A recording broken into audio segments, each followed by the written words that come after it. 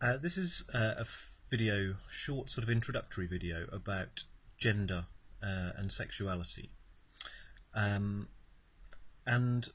psychoanalysis has earned a pretty dubious reputation in terms of gender and sexuality, particularly if the gender or the sexuality in question isn't male or straight.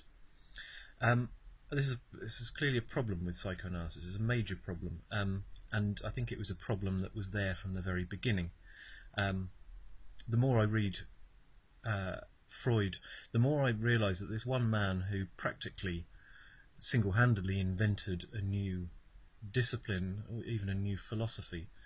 He was at the same time its most fervent revolutionary and its most cautious reactionary.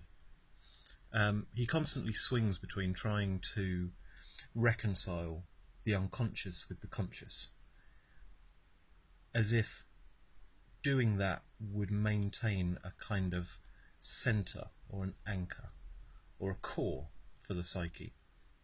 He swings between that and, on the other hand, plunging down the rabbit hole of the absolute radical otherness that is the unconscious. And I think it's that latter idea, that like the universe we have no core, we have no centre.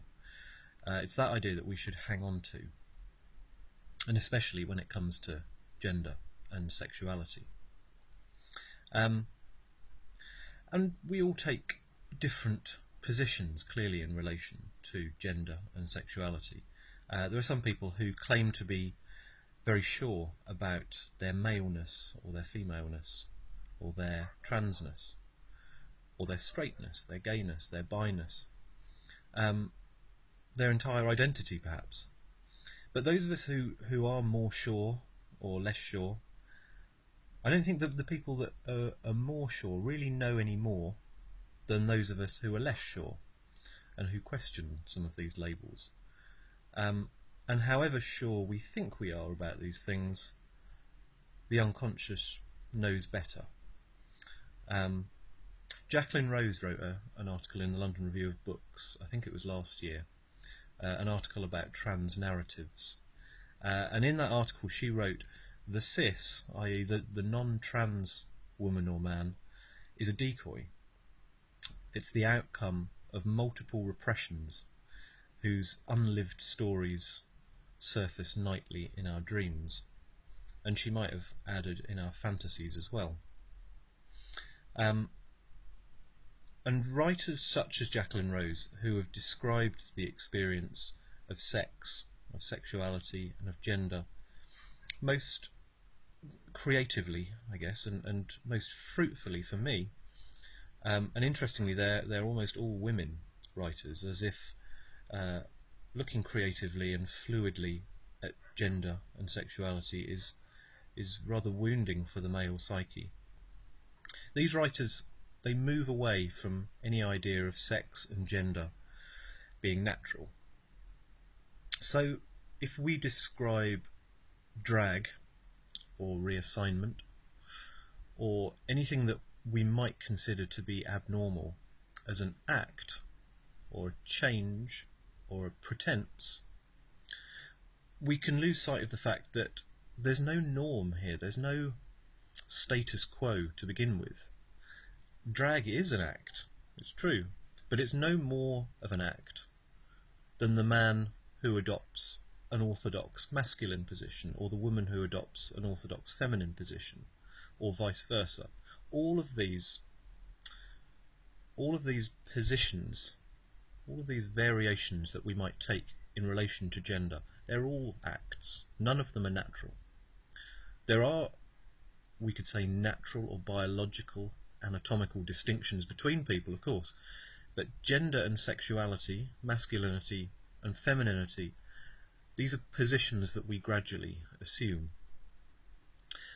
And this is obviously complicated, and I think there's a danger in the current discourse of using the label non-binary in a misleading or perhaps an unhelpful way, as a way either of trying to get rid of the notions of male and female, or of masculine and feminine, or of making a judgment about whether being binary or being non-binary is somehow better.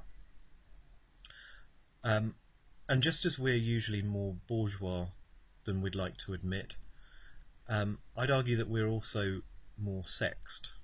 These categories of masculine and feminine, they're not natural, but they are somewhat hardwired, because we all enter and exit the Oedipus complex as children. We all do so in very different ways.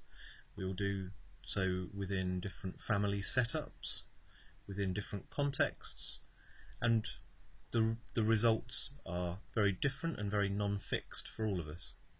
But at some point as children, we become aware of difference, of anatomical difference, and we have, even as children, we have to take up some kind of position in relation to this difference. And as I say, that position might be one that traditionally fits, quote unquote, fits with our biological sex, or alternatively, as a man, I might take up a more feminine position. Or, much more interestingly, the position I take might change according to who I'm with. Jacqueline Rose, in this article, the Trans Narratives article, says it's not about who you want to go to bed with, it's more about who you want to go to bed as. This Jacqueline Rose article on trans narratives has been very much in my mind as I've thought about this and as I've written this.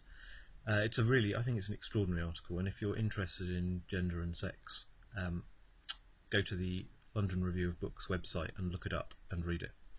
And the article, along with the Joan Riviere article and the Anne Worthington article and Judith Butler's writings that I'm going to talk about in the next couple of videos,